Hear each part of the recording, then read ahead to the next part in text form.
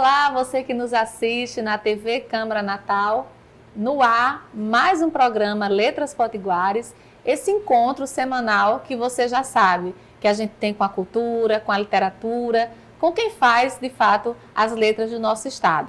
E hoje nós temos um convidado especial, uma pessoa que vai participar com a gente e com certeza vai enriquecer muito o nosso programa. Eu já quero dar as boas-vindas e dizer que é muito bom tê-lo aqui, Álvaro Dias. Obrigado, Michele, pelo convite. Realmente fico muito sensibilizado em participar de um programa que é voltado para a cultura, para os interesses maiores do povo potiguar. Para mim é uma honra participar desse momento ao seu lado. Muito bem. Eu queria fazer assim, uma pergunta, na verdade é uma contextualização e você fica muito à vontade para falar. Você esteve até pouco tempo à frente da prefeitura, né, da nossa cidade, e conseguiu a proeza de fazer uma pesquisa muito robusta, né, e publicar um livro também muito interessante. E aí eu vou fazer duas perguntas em uma. Primeiro, como surgiu esse seu interesse pela literatura? Você é da área médica, né? E como é que você conseguiu conciliar essa atividade tão cheia de responsabilidade que é conduzir, administrar uma cidade com a pesquisa? Veja bem, minha vida sempre foi muito atribulada, porque enquanto eu não assumi a Prefeitura Municipal de Natal, mas eu sempre tive envolvimento político e também médico, né? Exercendo a minha profissão, que eu gosto muito realmente de tratar, de diagnosticar as pessoas com enfermidades, porque sou médico por vocação. Então, mesmo assim, desde a mais tenra idade, eu gosto muito de ler. Ainda hoje, todos os dias, antes de dormir, eu tenho de ler pelo menos meia hora, senão eu não vou dormir. Então, é um hábito que eu cultivo desde muito tempo, né? Desde a mais tenra idade, como eu disse, e sempre gostei muito de ler. Tenho uma biblioteca com mais de 8.000 livros que eu venho guardando, lendo e guardando durante toda a minha vida, e eu comecei a ver, pela leitura que eu fazia, quanto mais você se aprofunda, você descobre certas coisas. Por exemplo, aqui a nossa história do Brasil ela é muito mal contada. Quando a nossa história foi escrita, ela foi escrita inicialmente pelos portugueses, que vieram para cá, não vieram colonizar o Brasil, eles vieram para cá explorar as riquezas brasileiras. A verdade é essa. E no início, quando os portugueses vieram, não traziam nem as famílias, eles vinham tentar a sorte, tentar construir uma riqueza e depois retornar para Portugal. É tanto que eles não traziam nem as famílias, eles vinham para retornar para a sua terra natal, que é Portugal. Também aqui não foi muito bem, a nossa história foi mal contada, porque existia a censura. Naquela época existia um órgão censor, que só permitia a publicação de livros quando atendesse aos interesses de Portugal, que queria manter a sua boa imagem perante o mundo. E aí esse órgão censor chamava-se Conselho Ultramarino. Todo livro, para ser publicado aqui, tinha de ter a autorização do Conselho Ultramarino. Tem até um caso típico que se conta, os livros contam, um livro que foi publicado chamado Cultura e Opulência do Brasil, escrito pelo jesuíta padre João José Antonil. Ele escreveu esse livro, o livro foi publicado, foi lançado, e o Conselho Ultramarino, quando soube, mandou recolher os livros e queimar todos eles. Então, teve esse episódio aí registrado pela história e que mostra que realmente a censura era muito forte. Nossa história é mal contada. Por exemplo, os bandeirantes, eles têm uma imagem de homens bons, corajosos, não foram nada de bons e muito menos, corajosos eu não vou dizer que não foram. Que não foram, né? Mas foram perversos, foram maldosos, eles destruíam as aldeias, atacavam as aldeias indígenas, escravizavam os índios e pegavam os índios jovens, robustos, para vender como escravo nos mercados da capital paulista. Então, os bandeirantes, a função maior deles era essa. Essa história de dizer que eles adentravam no sertão em busca de riquezas, fazendo prospecção para encontrar ouro, podia até ser também, mas a finalidade maior deles era destruir aldeias e escravizar os índios. Então, essa história é mal contada. Isso não se conta na historiografia tradicional do Brasil.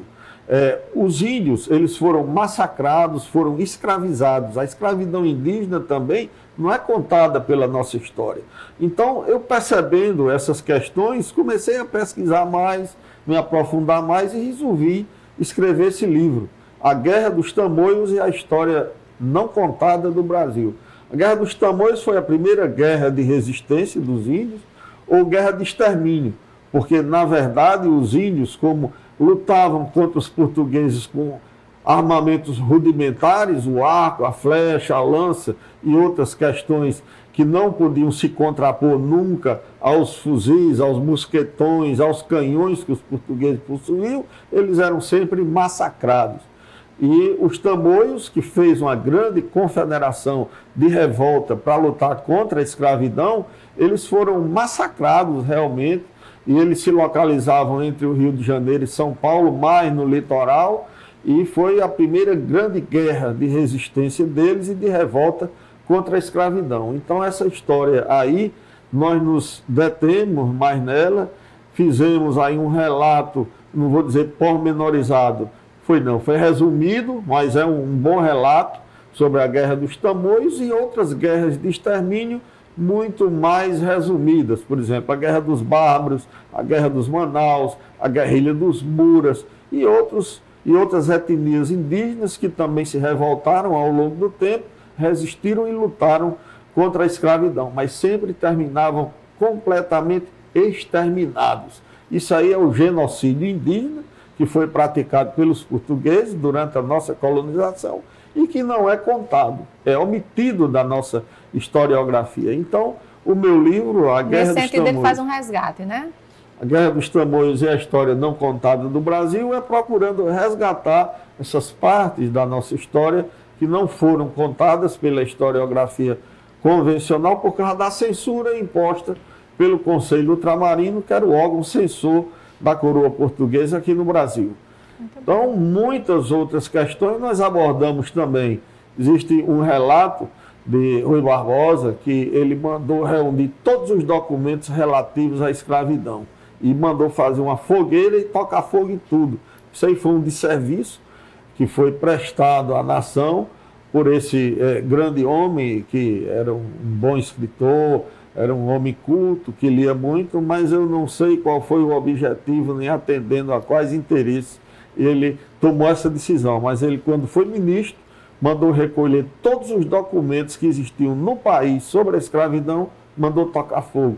A gente conta também esse episódio no nosso livro. A questão das manufaturas no nosso país. O Brasil hoje não é um país industrializado, porque realmente a rainha de Portugal, atendendo a determinação da Inglaterra, que estava se industrializando e queria as colônias como mercado consumidor dos seus produtos industrializados, resolveu proibir a industrialização das colônias, entre elas o Brasil. Foi através desse decreto da rainha que as manufaturas, que eram a indústria incipiente no nosso país, que estava nascendo, foram todas destruídas por ordem da rainha através desse decreto. As pessoas que voltaram, que teimaram, terminaram sendo presas, e hoje o Brasil paga esse preço terrível da nossa colonização, de exploração que foi implantada aqui pela coroa portuguesa. Por exemplo, hoje, se a gente quer comprar um celular, não tem indústria nacional que produza. Se quer comprar uma geladeira, não tem indústria nacional que produza. Um automóvel, muito menos. São as multinacionais que estão aqui, vindas de outros países, dos países imperialistas e ricos, da Europa principalmente, que trazem os seus produtos industrializados para vender aqui, porque o lucro dessas empresas vai para o local de origem. Aqui não há um reinvestimento, não há um investimento também por parte dessas empresas no sentido de desenvolver o nosso país. Isso é um mal também que nos prejudica. E muito porque o Brasil fica cada vez mais pobre e esses países ricos cada vez mais ricos. Muito bem. Mas tudo isso é herança da nossa colonização de exploração que foi implantada aqui pelos portugueses. Aí, depois desse seu livro, que foi um livro que foi muito bem aceito, né, pela crítica, você tem outros planos para lançar? Mais outra coisa? É nessa vertente? É mais com essa pegada histórica ou é mais uma pegada mais literária, digamos assim? Quais são os planos? Já pode adiantar para a gente? Da carreira de escritor. Veja bem, tem outro livro que nós lançamos também, O Que Eu Tenho a Dizer. O que eu tenho a dizer é mais uma coletânea de alguns discursos que nós fizemos durante a nossa vida, de momentos importantes que aconteceram durante o tempo em que exercemos a nossa atividade política. E tem outro livro que nós lançamos mais recentemente, Do Sertão do Seridó ao Casarão da Mipibu, e tem outro livro que nós estamos aí em andamento, que estamos escrevendo ainda, contando aí a história que nós enfrentamos, as dificuldades que nós também superamos muitas vezes durante a pandemia aqui, porque realmente houveram momentos muito marcantes, momentos muito difíceis, dificuldades intensas e momentos também que assim eu acho bom relatar, porque muita gente ouve falar da pandemia, mas não conhece, não sabe a realidade que nós enfrentamos, não sabe o que nós vimos e muito menos o que vivemos durante aquele período tão difícil da história da humanidade aqui em Natal. E nós, como gestor e como médico, então foi realmente um momento muito difícil. Eu acho que o período mais difícil da minha vida foi durante a pandemia e eu resolvi relatar, contar essas dificuldades, a superação de muitas dessas dificuldades nesse livro. Então, vamos aí mostrar um lado obscuro que não é conhecido, mas que foi vivido e como foi durante a pandemia. Agora, eu queria saber de você, com você que é uma pessoa das letras, né? A pessoa também que gosta das letras, enveredou também por esse lado, que é bem atípico, assim, né? Uma pessoa da área de medicina, um gestor, um político, né? Aí você tem esse viés literário. Eu queria saber como é que você analisa assim, o cenário da literatura potiguar hoje. Como é que você enxerga, assim, em que pé nós estamos, o que é que a gente conversava nos bastidores sobre isso, né? E se, caso, tem alguma ideia, assim, ou alguma coisa, como é que você enxerga a produção literária e a circulação? Porque nós praticamente não temos livraria, né? De rua, só temos o Sebo Vermelho, que não é bem uma livraria, e nós temos a Manibu, né? Que ainda está ali resistindo, mas a gente não tem mais uma livraria. As livrarias praticamente não vendem autores potiguares. Eu acho que o Ano Praia Shopping também. Mas como você enxerga, como acadêmico, como é que você enxerga o cenário da literatura do Rio Grande do Norte hoje? Olha, realmente é difícil, né? Porque realmente falta muito apoio e muito investimento do nosso país em relação à educação. Aí vale a pena também fazer um parêntese aqui para relatar a herança colonial que nós recebemos aí de muita dificuldade pela colonização de exploração implantada por Portugal. Existia também um decreto da rainha, da coroa portuguesa, proibindo a instalação de escolas de nível superior no nosso país. É tanto que os filhos dos barões do café, do açúcar, que queriam ter um conhecimento mais aprofundado, se dirigiam para a Europa, para cursar a faculdade lá. Para se ter uma ideia, a primeira universidade no Brasil veio a existir em 1821, quando a família real veio de Portugal para cá com medo das guerras napoleônicas. Então se instalaram no Rio de Janeiro e aí o imperador autorizou a instalação da primeira escola de nível superior, a primeira universidade no Brasil. Então isso mostra o atraso que nós temos aqui, isso comprova, certifica o atraso que nós temos em relação à nossa cultura. Imagine um país 320 anos depois de descoberto, que na verdade não teve nada de descobrimento, porque aqui já existiam os seus verdadeiros donos, que eram os índios que aqui moravam, que habitavam e que exploravam essas terras e que tiveram as suas terras usurpadas pelos portugueses quando chegaram. Então, desde essa época até mais de 320 anos depois de descoberta, de ocupada, de habitada pelos portugueses, é que veio existir a primeira universidade. Isso aí, claro, que tá mais do que comprovado que era uma intenção deliberada de manter a colônia em atraso. Porque a partir do momento que a colônia tivesse acesso ao conhecimento, se aprofundasse, ia ver, ia perceber a exploração econômica constante que havia aqui, ia haver uma revolta e, claro, ia haver uma luta muito grande também, organizada para a sua libertação, né? Que até hoje o Brasil ainda é uma semicolônia, como nós estamos aí mostrando. Hoje o Brasil não tem sequer uma indústria nacional que justifique aí os seus mais de 500 anos de existência de história contada, né? De história contada, porque a história não contada, essa precisa ser escrita e muitas páginas aí precisam ser escritas para contar a nossa história não contada. A perversidade que houve, a escravidão indígena, o trabalho forçado dos índios, os maus tratos a que foram submetidos e, claro, também o genocídio que houve com eles. Quando os portugueses chegaram aqui, existiam 3 milhões de índios, segundo cálculos feitos por Darcy Ribeiro, que é um dos antropólogos que merece o respeito e a credibilidade de toda a nação. Onde foram esses índios? Eu acho que hoje deve existir aí algo em torno de 300 a 500 mil índios, mas depois de 500 anos, para onde eles foram? Eles foram assassinados, eles foram torturados, eles foram submetidos a maus tratos, escravizados, foram mortos nas guerras de extermínio dos colonos portugueses, avançando, invadindo as suas terras. Enfim, essa é a história do Brasil que, infelizmente, não é contada pela historiografia convencional. É preciso que outras pessoas tenham essa consciência para que mais e mais pessoas se aprofundem nessa pesquisa e passem a contar essa história, porque todos nós temos direito de conhecer a nossa verdadeira história.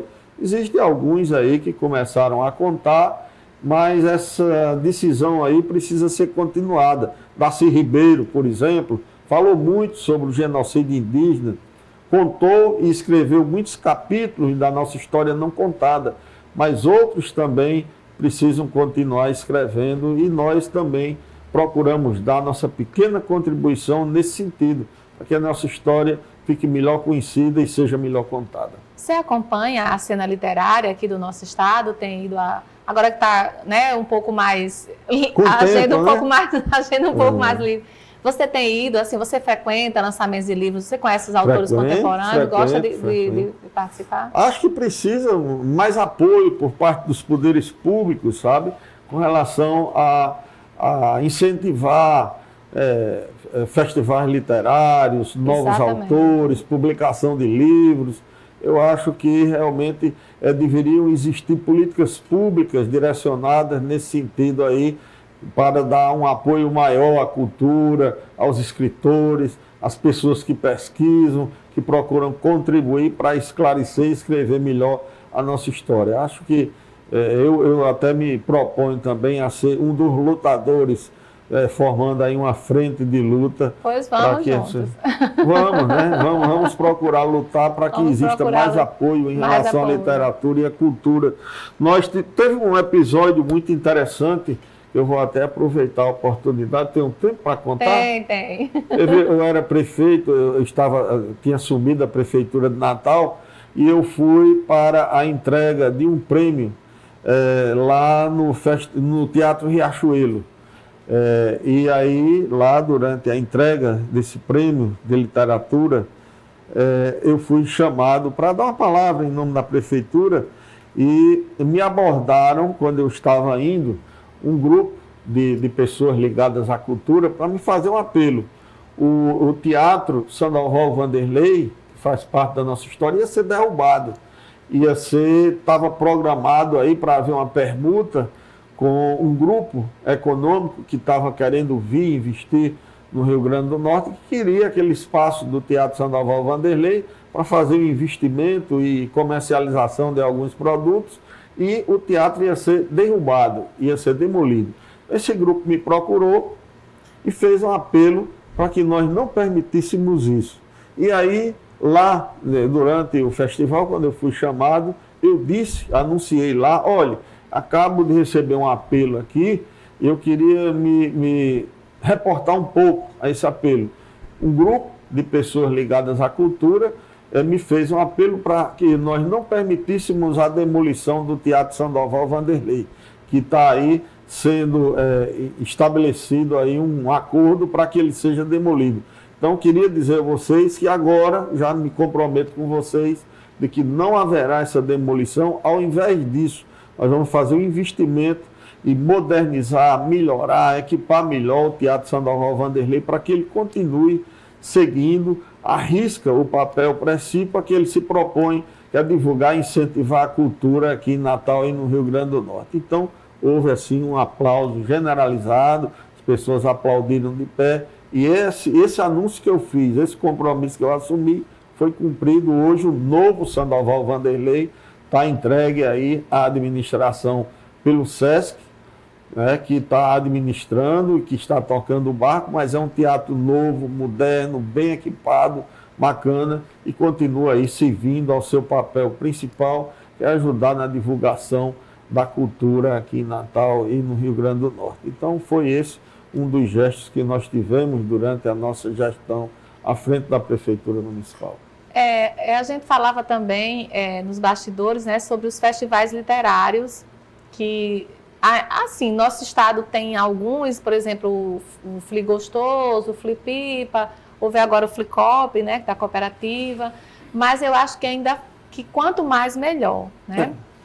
E aí, nesse sentido, eu queria que você falasse um pouco sobre a importância de a gente retomar o FLIM, que é o Festival Literário de Natal, né, que há alguns anos, aconteceu o ano passado, depois de um hiato, aconteceu o ano passado num formato menor, mas como é que você vê essa questão dos festivais, assim, dessa importância dos festivais, e de que forma a gente poderia fomentar isso? Porque, assim, o festival, ele além de oferecer arte, cultura, ele dá protagonismo aos autores também e dissemina a nossa literatura, né? Então, eu acho que isso precisa ser, está na ordem do dia, porque todos os outros, como diria Antônio Cândido, há direitos que são incompressíveis, né? Tem um texto de Antônio Cândido que fala sobre o direito à literatura, o texto literário. Ele diz que são bens incompressíveis a moradia, a educação, a habitação, a proteção do Estado, mas por que não o direito ao acesso ao texto artístico e literário?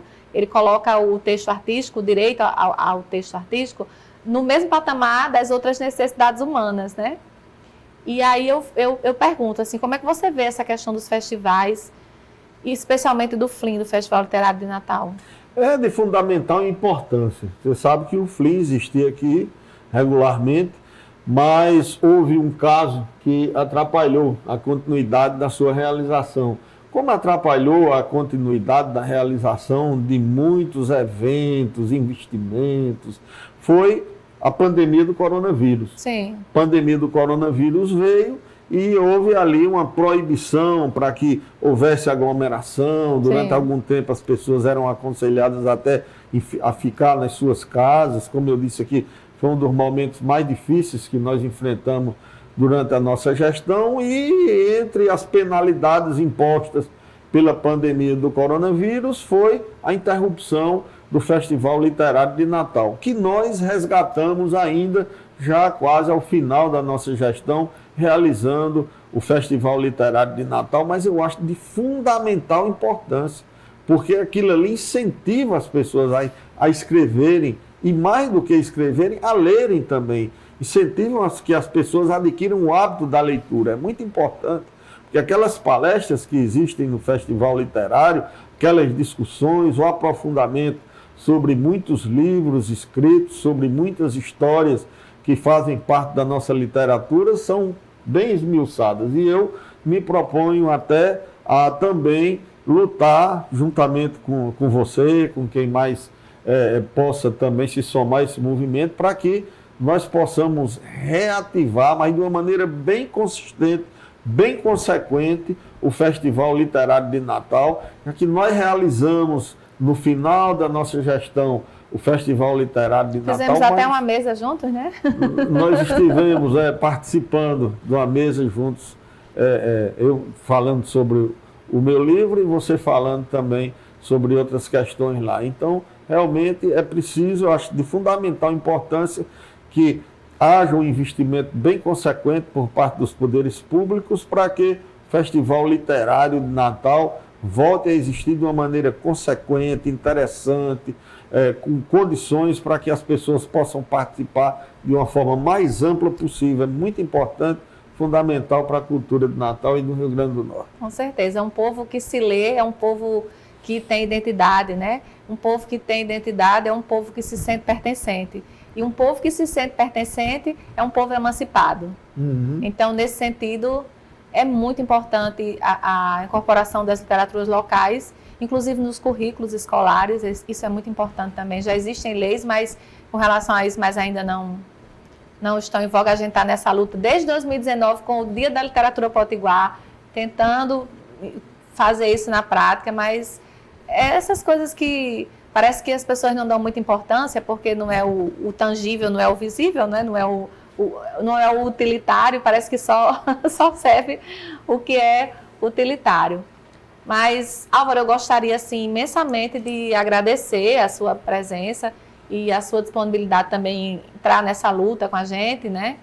Dizer que é uma alegria muito grande ter você aqui enquanto acadêmico da Academia Norte-Grandense de Letras e deixar o espaço para as suas considerações, para você ficar à vontade no que você quiser mais acrescentar, se quiser resgatar alguma coisa, de repente do menino leitor, né? do seu processo de letramento, como é que foi, e deixar assim as considerações finais para você, já agradecendo pela presença, que eu sei que sua agenda é muito cheia. Eu agradeço também o espaço, a oportunidade de falar aqui sobre os livros que nós escrevemos, sobre a pesquisa que realizamos, de falar um pouco sobre a história não contada do Brasil, esperando que o que foi dito aqui, o que foi divulgado aqui, sirva de incentivo para que outras pessoas também se sintam estimuladas a pesquisar mais a nossa história, se aprofundar mais sobre essa história não contada, para que ela possa ser reescrita. Eu sou um defensor de que a história do Brasil precisa ser reescrita, porque da forma que ela está posta não é a realidade do que aconteceu aqui. Houveram muitas perversidades, muitas maldades, escravidão indígena, escravidão africana também não é bem contada. Então, é preciso que a nossa história seja reescrita para que todos nós tenhamos direito de saber por que nós chegamos até aqui, de que forma, como foi que tudo aconteceu realmente, de verdade, na nossa história. Então, acho importante esse espaço para poder divulgar esse nosso propósito e procurar, assim, conseguir também que outras pessoas também passem a se interessar por esse assunto, por essa pesquisa. E queria agradecer a oportunidade que você está me dando de participar aqui do seu programa, que eu sei que tem uma boa audiência, uma boa participação. E se eu pudesse terminar aqui dizendo alguma coisa que eu acho importante, eu queria que as pessoas que estão aqui assistindo soubessem da importância que tem na nossa vida a leitura.